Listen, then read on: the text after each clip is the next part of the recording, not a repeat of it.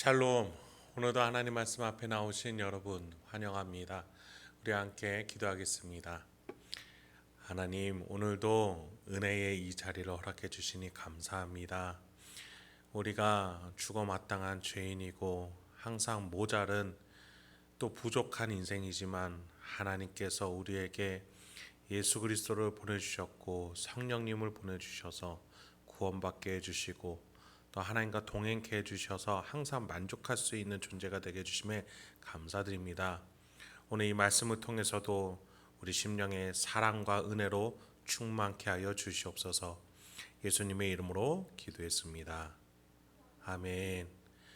오늘 함께 살펴볼 말씀은 야고보서 5장 1절에서 8절입니다. 야고보서 5장 1절에서 8절 말씀을 살펴보도록 하겠습니다.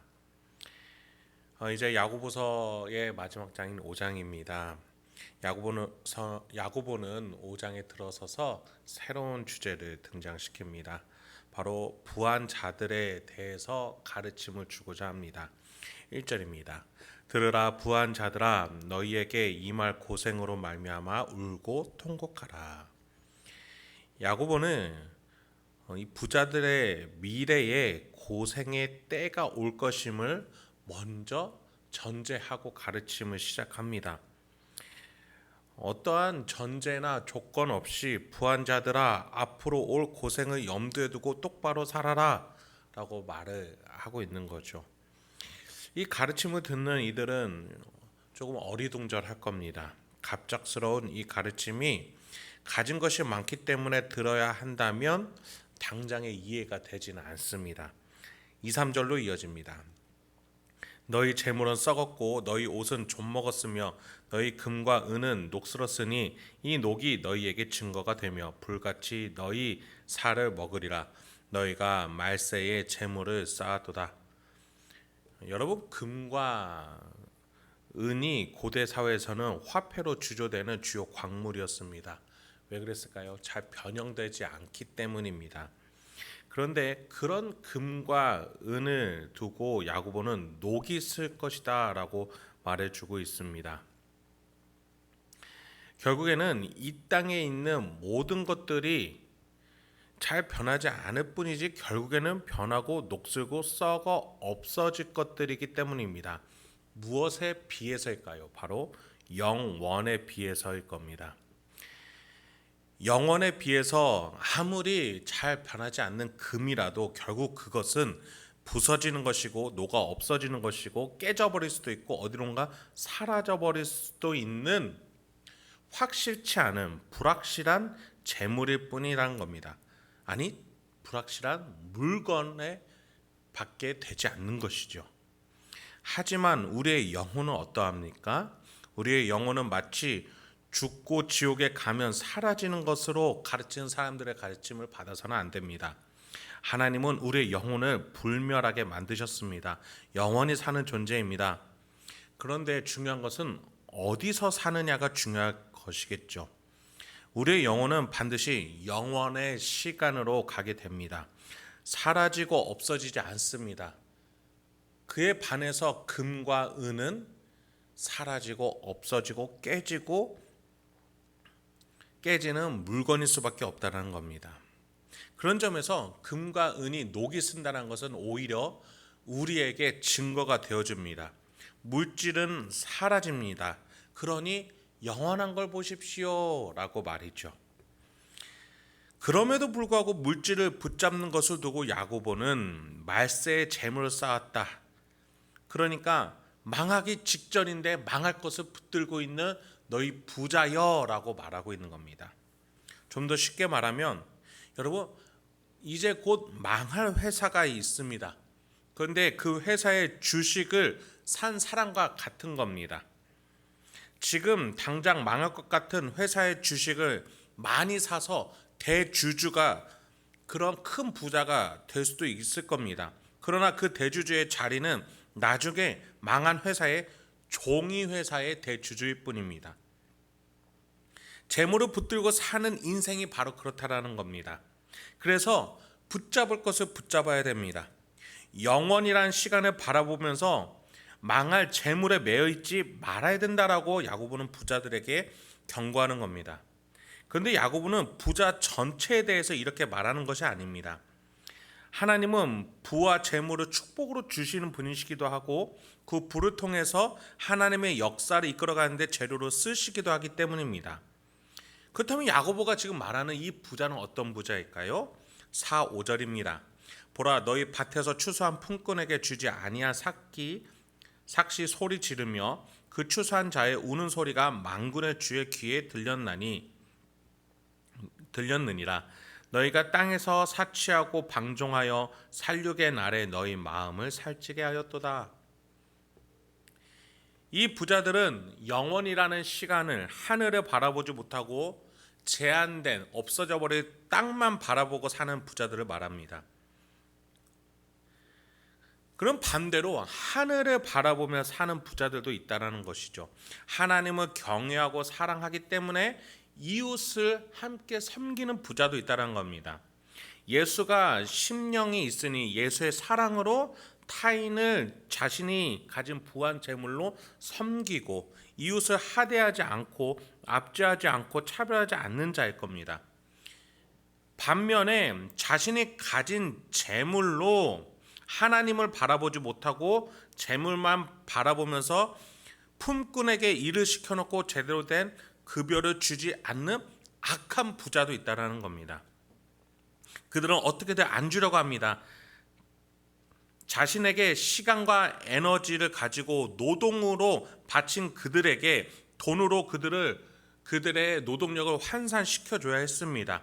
그들의 에너지와 시간은 그들의 생명이었습니다. 그러니까 그 인생의 일부를 돈으로 환산시켜줘야 될 입장인 것이죠.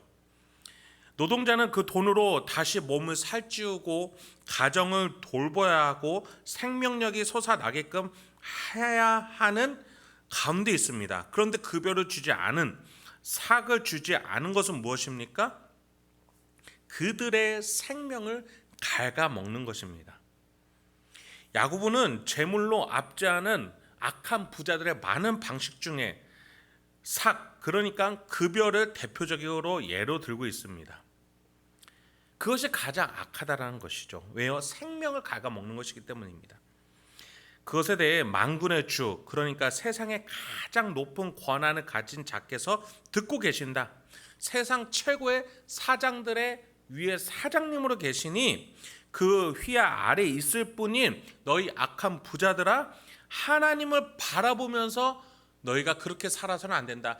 타인의 생명을 갉아먹는, 너희의 욕심을 위해서 갉아먹는 것은 절대 안 된다라고 경고하고 있는 겁니다. 예수님이 다시 이 땅에 오실 때에는 모든 것들이 심판을 받게 되고 질서가 세워질 겁니다. 타인의 급여를 훔치고 이웃의 것을 탐하고 어떻게든 이기적으로 가지려 드는 악한 부자들의 모든 면면들이 다 드러나고 또 그것들을 심판을 받게 될 것입니다. 야고보는 그날에 대해서 살육의 날이다, 즉 도살의 날이다라고 말해주고 있습니다. 그들이 살찌운 삶은 도살당하고 말 겁니다. 그들은 살아생전에 자신에게 피해를 입히지 않은 자들임에도 불구하고 선량한 자들에게 잘못을 덧입히고 책임을 전가하며 자신의 이익을 추구했습니다. 그들의 인생은 살육당하고 도살당하고 심판을 철저히 받게 될 겁니다. 그들이 핍박한 그 노동자들은 어떤 자들이었습니까? 그들은 경제적으로, 사회적으로 대항할 힘조차 없는 약한 선량한 이웃들이었습니다. 그래서 야고보는 6절과 같이 말합니다. 너희는 의인을 정죄하고 죽였으나 그는 너희에게 대항하지 아니하였느니라. 여기서 의인은 선량함을 말하는 것이지 구원론적인 의인을 말하는 것은 아닙니다. 어쨌든 그들은 아무 힘이 없어서 너희들에게 대항하지 않았음에도 너희들은 그들을 빼앗아 착취하려고 했다. 이 악한 부자들이라 라고 말하고 있는 것이죠. 이제 7, 8절로 마무리 짓도록 하겠습니다. 그러므로 형제들아, 주께서 강림하시기까지 길이 참으라. 보라, 농부가 땅에서 나는 귀한 열매를 바라고 길이 참아 이른 비와 늦은 비를 기다리나니 너희도 길이 참고 마음을 굳건하게 하라. 주의 강림이 가까우니라. 우리나라 기후 특징 중에 장마가 있듯이 이스라엘 기후 특징 중에 하나가 이른비와 늦은비입니다. 이스라엘은 겨울이 우기입니다. 그래서 가을에 내리는 비가 이른비, 또 봄에 내리는 비를 늦은비라고 말합니다. 농부 입장에서 땅이 건조해지기 시작합니다. 얼른 비가 내렸으면 좋겠습니다. 하나님이 시기적절하게 그래서 가을쯤에 비를 먼저 주시기도 하십니다. 그렇게 이제 곡식이 자라갑니다. 우기를 지나서 튼튼해졌고 알곡들이 탱글탱글해졌습니다. 그런데 조금만 더 비가 많이 와줘서 곡식들이 무럭무럭 더 끝까지 자라주길 바랍니다. 그래서 봄에도 하나님이 시적절하게 비를 내려주시는 것이죠. 그 이른 비와 늦은 비를 기다리는 농부의 마음이 이 이른 비와 늦은 비라는 표현에 담아 있는 겁니다. 그 농부가 기다리는 마음처럼, 하늘에서 비가 내려오기를 바라는 마음처럼 하나님이 적절한 때에 주실 은혜를 기다리라고 권면해주고 있는 겁니다.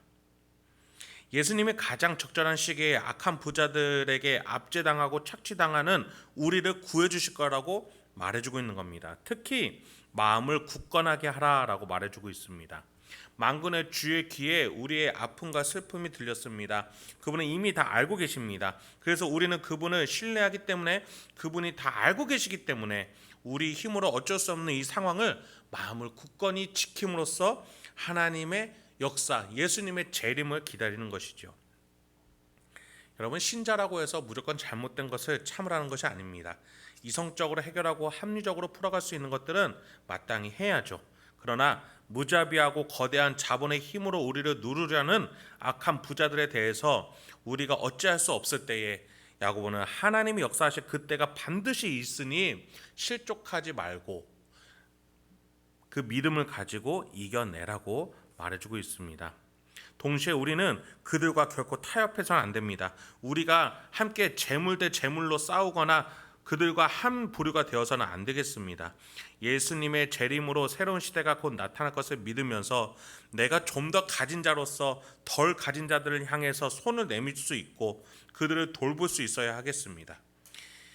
여러분, 우리가 죽으면 바로 주님의 종말의 때로 바로 합류하게 됩니다. 우리가 죽으면 이제 시공간을 뛰어넘게 되는 것이죠. 그렇다면 우리가 아무리 많이 산다 해도 50년, 60년 후에는 예수님의 종말, 그때를 맞이하게 될 겁니다. 어떻습니까? 얼마 남지 않았죠. 준비해야 합니다. 우리는 마음을 굳건히 하여서 새 시대 하나님의 나라에서 쓰이지 못할 재물을 바라보아서나 또 그것에 매여서는 안 되겠습니다. 오히려 그것으로 이웃과 타인을 억압해서도 안 되겠습니다. 우리의 신앙과 신념을 지켜내며 내 안에 있는 예수님의 사랑으로 내가 더 가진 것을 감사하게 여기며 덜 가진 이웃들에게 나누며 나보다 더 약하고 소외된 자들을 돌보며 주님이 다시 오실 그날을 기다릴 수 있는 저와 여러분이 되길 소망합니다. 함께 기도하도록 하겠습니다.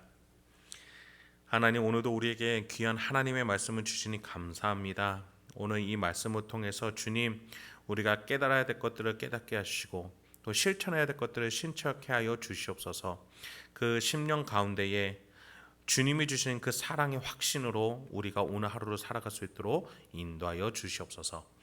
이 모든 말씀 예수님의 이름으로 기도했습니다. 아멘.